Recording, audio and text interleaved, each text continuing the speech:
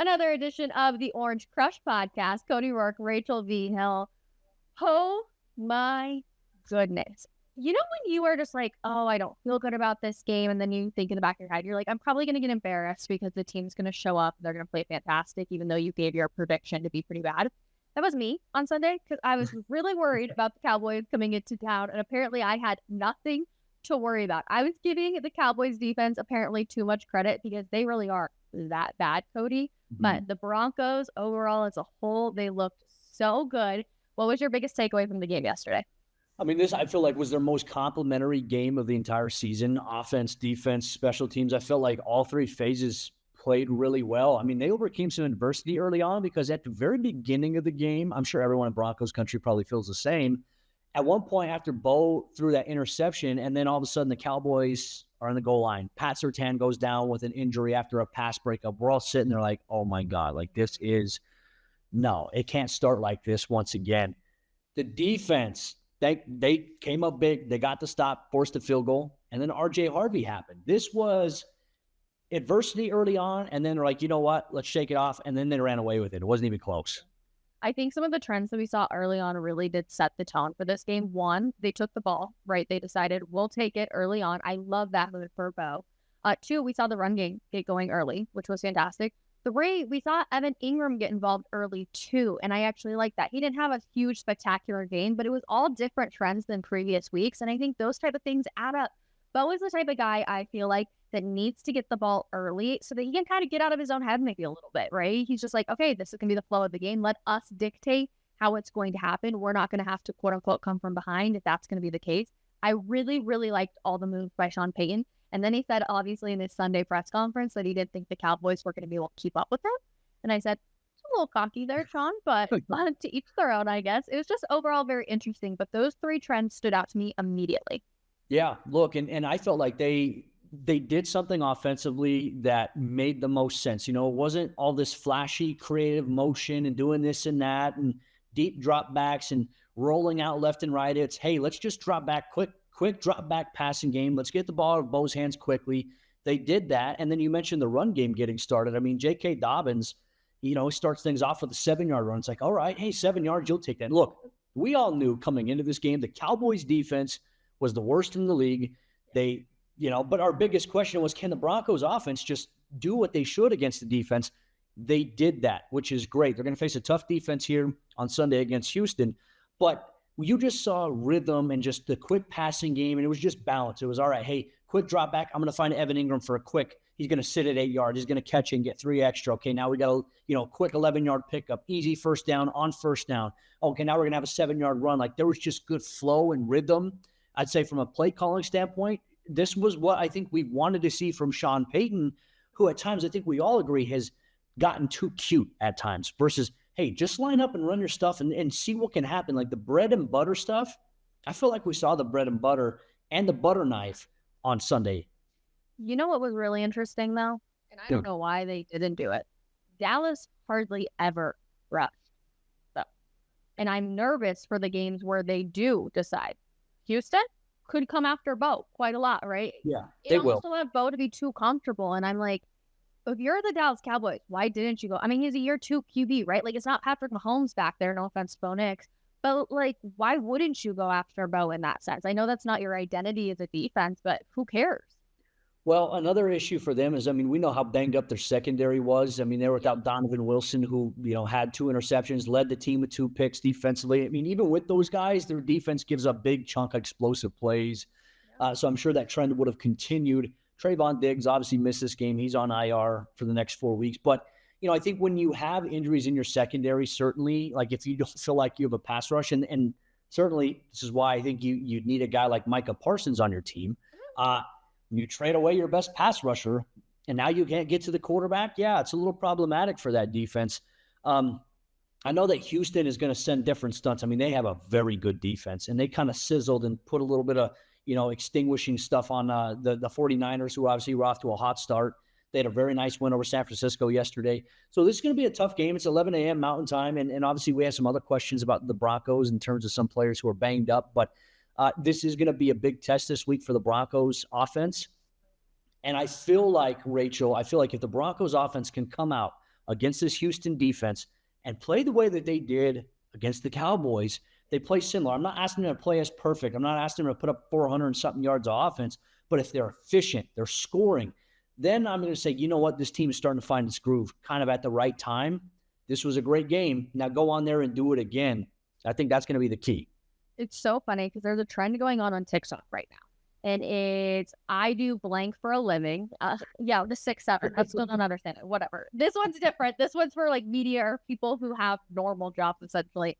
And it's like, hey, I do this for a living. Like, feel free to ask me anything and I'll answer with a simple yes or no.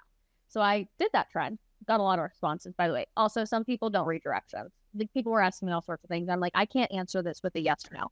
I also got people who asked me the weirdest questions, and I had to put a disclaimer being like, no, I'm not answering any stupid questions. Like, yeah, there's. But be careful what you wish for. Yeah, exactly. I had a lot of people who were asking me, are the Broncos going to win the Super Bowl? Are they going to play in the AFC Championship game? And will they win a playoff game?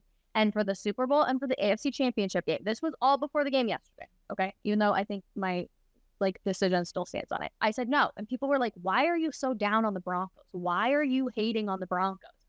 And I really wanted to respond and be like, we haven't seen enough of a good offense, let alone a whole complete game from this Broncos team to sit there and say, yeah, they can go compete for an AFC Championship. Can they maybe win one playoff game?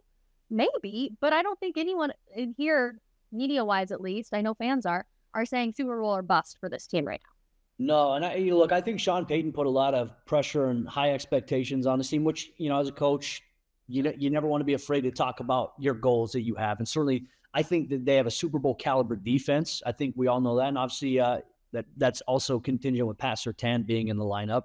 But they have a great defense that I think if they could ever get to the Super Bowl, I think they could win, essentially because of their defense. But the biggest question, Rachel, is, in fact, whether or not we can just see this offense piece together consistency week after week after week. And look, granted, I think this NFL season has been a great example. We look all across the board. You look at teams that, are hot one week, then they're cool the next week, then they're hot again, then they're cool the next week. Like, it's just so, from a consistency standpoint, all across the league, it's so up and down right now, league-wide. And if the Broncos offense can just be the identity of, hey, we're going to run the football, hit you at the quick passing game, and when you try to stop this, we're going to hit you with that.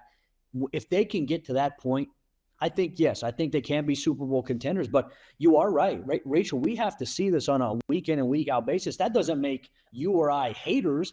That, I think, is just the honest, objective truth is that, like, hey, this team has the potential, but the only thing getting them from there is themselves. Like, they're standing in their own way at times. Loved what we saw yesterday from them. I feel like that's a step in the right direction.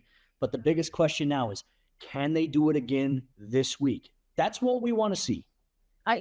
This week against the Raiders, more so against the Chiefs. Then that's going to tell us what this team is actually capable of doing.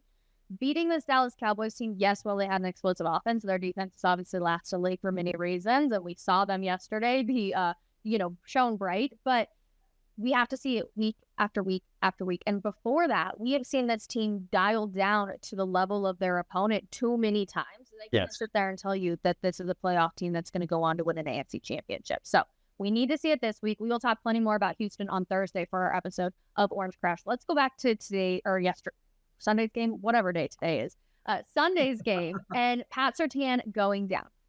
When you watched it happen after the interception, did you sit there and go, oh no, this game could get so ugly if Pat Surtain is out?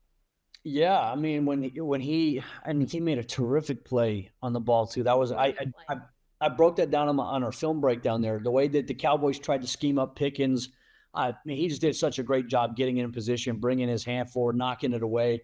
And it's crazy because he celebrates and then he stands up and then he falls down. It's like he's grabbing his leg. It's like the adrenaline of the moment. And then all of a sudden, like you're sitting there, you're watching him. I got my binoculars in the press box. And I'm just like, oh no, what are they looking at? Oh, right leg. And then he's got his hand around the trainer. He's walking slowly. In my head, I was like, I feel sick for him. I also feel sick about the Broncos now, just because if you lose him, that takes all the air out of yourselves. And look, the Broncos D, they did a great job stepping up, getting a stop, forcing a field goal, and then Pat comes back out. And I was like, all right, good. But then shoulder injury that we knew nothing about until like the Broncos come out of halftime and we're sitting there like, where's Pat? And then we get an update and they're like, Broncos cornerback Pat Surtain has a shoulder injury, is questionable to return. The moment I was looking on the sideline, I was like, I don't see him on the sideline. That's not good, especially coming out of halftime. So that's definitely a concern. And it puts his status, I think, for this week's game into question. But it's hard. You can't replace what Pat brings to the table defensively. Well, and Sean Payton told us on Monday that there was no new update on Pat. Surprise. Yeah, we're not shocked by that by any means. But one of the good things, I have to leave the games early, and it sucks. I hate having to do it, but you do learn a lot more on TV when you're able to watch the games than when you are sitting in the press box.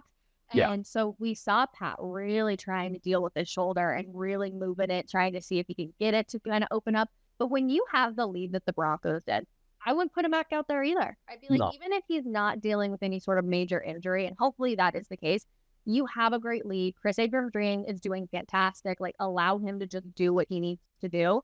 And don't worry about it. Do not risk your defensive player of the year when you already have a, 10-point lead at that point, or maybe 14, something like that. It was comfortable. And obviously with the way that Denver's offense is playing, certainly it's like, hey, precautionary, let's just keep him out here. Obviously we don't have any definitive update on Pat. We'll find out when we go to practice on Wednesday. I'll be surprised if he's out there. But I will say, like, if it's a shoulder. Wait, you will be. If he's out there. Yeah. Okay. I'll be surprised if he's out there in a limited fashion. That's my guess. Hopefully. I mean, that's best case scenario. I will say the good news was we saw him briefly in the locker room after the game. He did not have a shoulder sling on, which is good. He was dressed in regular street clothes. Obviously, his family was there and whatnot, but we'll see where things are at with him. Obviously, as a technology, we point our thumbs up, and then all of a sudden we got the animated stuff here. Thank you so much, Apple, for these crazy things. But that's obviously good news here. And Rachel, look, Nico Collins missed yesterday's game for Houston. They didn't need him against the 49ers. If he returns against Denver, it's certainly going to be a test. And, they went after Chris Abrams-Drain. He did a really good job, in my opinion, of keeping everything in front of him. There was one play where Pickens just caught an incredible catch despite how tightly covered Chris Abrams-Drain was on him. The Broncos have flexibility, though, if Pat misses this game here. Look, you could play Chris Abrams-Drain at corner. You could slide Jaquan McMillan to the outside, which he's done before, and then you could start Jahdae Barron inside the nickel, and then you have Riley Moss there. Or, you could just – you could start Jahdae Barron on the outside if you want to. I'm very curious to see what Vance's approach will be this week if Pat is unable to play. But we'll find out, obviously, on Wednesday when we go to practice. We see who's out there, who's not. And I imagine Pat will be on the injury report with the shoulder injury. And I'm curious to see if his right leg is also going to be on there. So potentially 2 injuries here for Pat. He came back. The lower leg one doesn't seem to be too problematic here, but the shoulder is definitely something we're going to keep an eye on. Don't worry, everyone. I'll be keeping an eye on his girlfriend's Instagram to see if there's any space on that front. I've got everyone covered. Don't you worry. I sound like a stalker when I say that. I say it in a very, very friendly manner. People don't understand the stuff we have to do in this media world. We have to pay attention to everything. Sean's not going to give it to me, so I got to go find it some other way. I know. I don't talk about injuries. And then he gives us so much during training camp. We're like, oh, this is amazing. JK. Nope. He's like, I gave you everything early on, and now you're not going to get anything. Like I fed you during training camp. Now you're going to starve out throughout the regular season. Exactly. Marvin Mims, though, also dealing with a concussion now. That's something we're going to have to pay attention to. That hit, Cody, you obviously probably didn't hear it because you were in the press box. On the TV, it was so loud. And he got up totally fine, right? We were like, okay, maybe it's nothing. Obviously, I'm pretty sure that's the hit where he probably did, unfortunately, get a concussion. Now goes into concussion protocol. Yeah, seeing it live, I was like, all right, how come they didn't flag that? I was wondering too. Once again, the NFL officials can see every little thing that apparently the Broncos do or stuff that the Broncos didn't do. They're like, oh, that happened. But yet they don't see something like that. Like the NFL talks so much about player safety. But yet I feel like at times the officiating, like how do you miss a helmet-to-helmet hit like that, especially when you're a referee right there, and you could clearly probably hear it. If the TV cameras are picking up the sound of it, God forbid, you'd think that the official right there would pick it up as well. What's crazy about that, Rach, is that Marvin continued to play. Like, I'm surprised. I think I don't know what led to him going into concussion protocol exactly, right? It could be a multitude of things. The NFL, as we know, has independent neural consults that, there's someone up in the thing like saying, hey, that guy took a helmet-to-helmet hit. Let's look at him. Let's just check on him. And I love that. I love that the NFL has that in place. But that clearly did not happen in Sunday's game. So either Marvin was exhibiting symptoms after the game had ended, or someone said, "Hey, he took a helmet-to-helmet hit. We need to just make sure that he goes through concussion protocol." Now, he did post to his Instagram story after the game. He just posted, Broncos win thing. Usually when you have a suspected concussion or you're going through that, the number one thing they tell you, Rachel, this blue light, avoid it. Stay away from it. Dude, like they do that. I think Marvin will be fine. We didn't see him in the locker room. Clearly, we can't talk to players who are injured. I think Marvin's going to be okay, though. I've never personally had a concussion. Sucks. So walk me through. Do you immediately know you're dealing with something? I know if it's really bad, you're feeling dizzy, you're kind of like, what's happening? But if it's a small concussion, are you like, okay, that kind of hurt? All of a sudden you get a headache, a migraine? Like, walk me through this. Well, I mean, it varies. I mean, I've had a few concussions in my playing days, and one of them that happened, I was a gunner on punt, and I was running down, and I hit the punt returner, but we went helmet to helmet, and I just remember seeing white and light, and then all of a sudden I was on the sideline. I didn't remember everything from that. I just remember going down, hitting the guy, and then I was on the sideline. So I was out. I had to go through this return to play protocol, and the ironic thing enough about that is, like, you have to sit in front of a computer here, and you have to fill out this quiz. We have to see your reaction time. And then you have to take the same test a few days later just to see, like, do you improve? That's what it was initially. And that was back in 2011, 2012.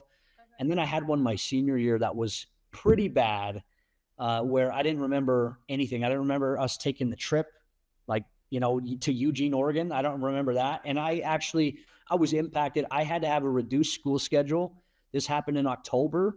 And then I was on a reduced 1 class a day schedule until April. Oh my gosh, Cody. It could be bad. Like, it could be like something as minor as, like, you have a headache. The biggest thing is they want to avoid, like, if you're experiencing memory loss or anything like that, you don't remember, like, where you don't know where you're at. You don't remember how you got there. Like, that's really bad. I think Marvin's good though, but yeah, it's scary. Like, it is super, super scary. Wow. Okay. Well, yeah, definitely all eyes will be on Marvin and Pat Surtain. Also, I always say it wrong. I say McMillan. You say it differently. Jaquan McMillan, because they call him J-Mac. J-Mac. That was a fumble that he recovered. Yeah. No one's talking about this. That was 100% his ball.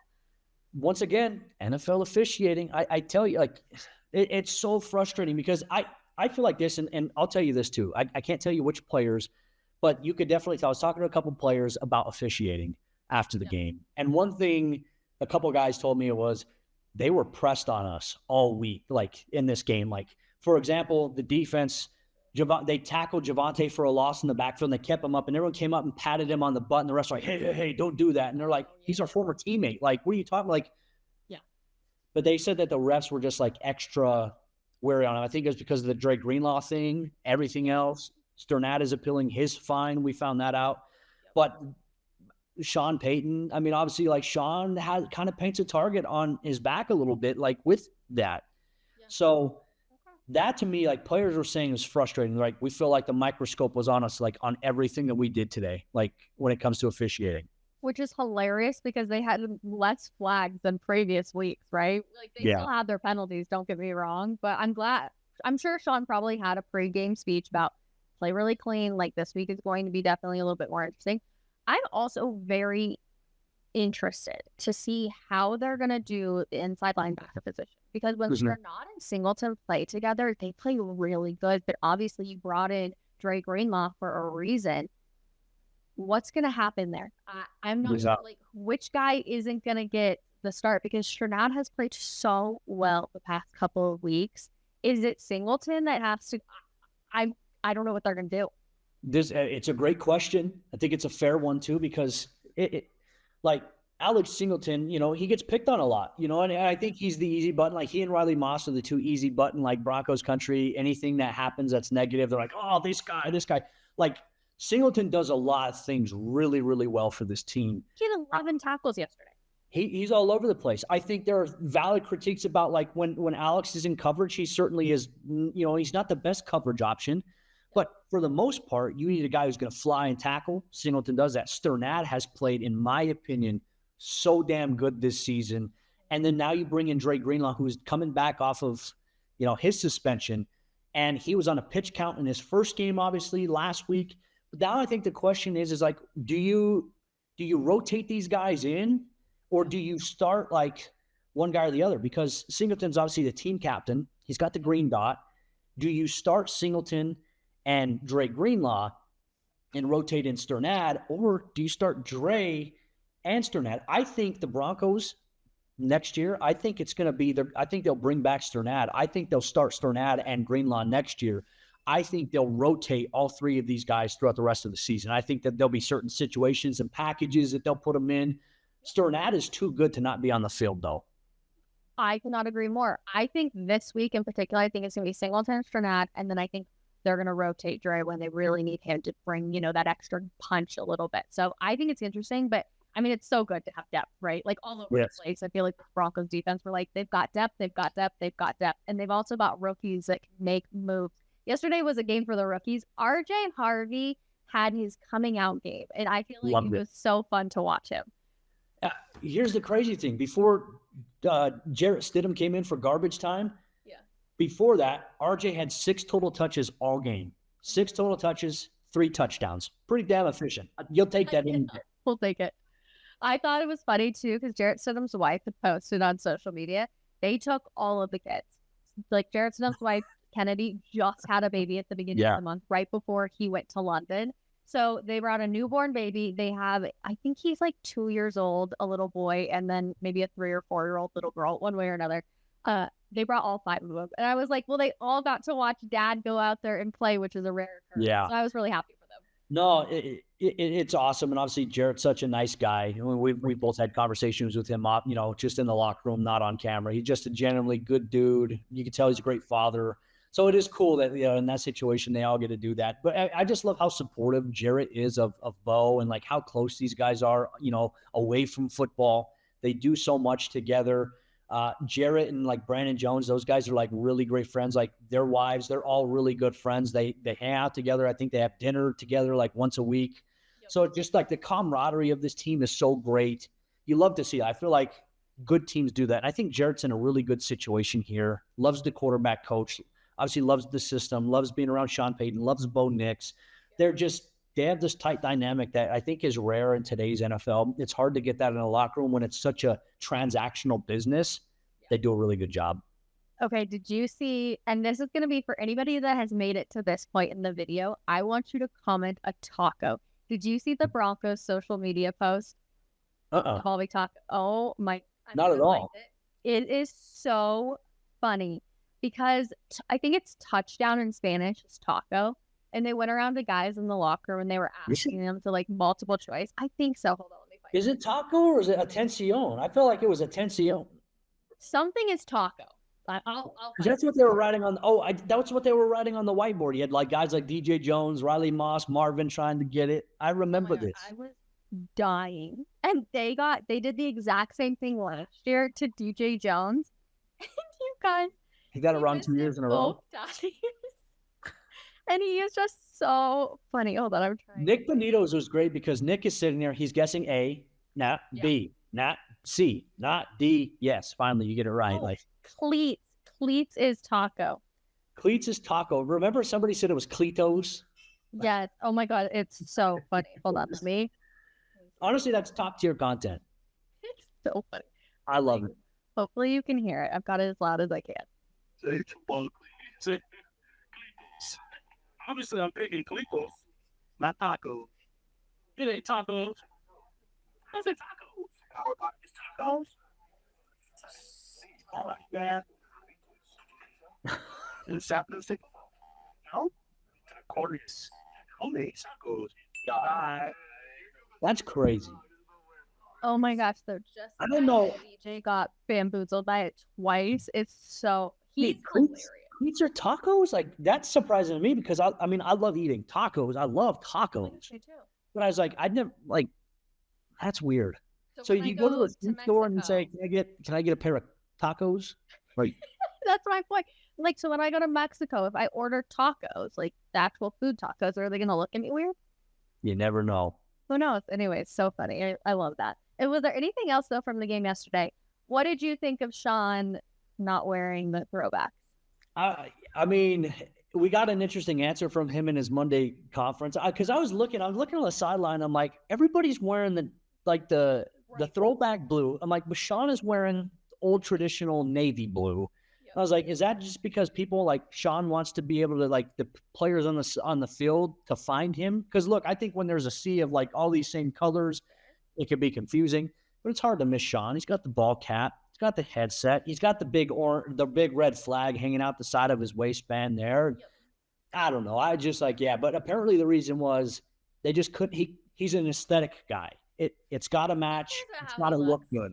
So, I mean, I understand. He's got a Jordan brand deal, so he wants to look good, and he wants to be able to match. I'm sure he's not going to wear something. But I feel like there's got to be a pair of slacks out there that can match up with the color. We'll have to figure that one out because the Broncos are going to wear the throwbacks 2 more times.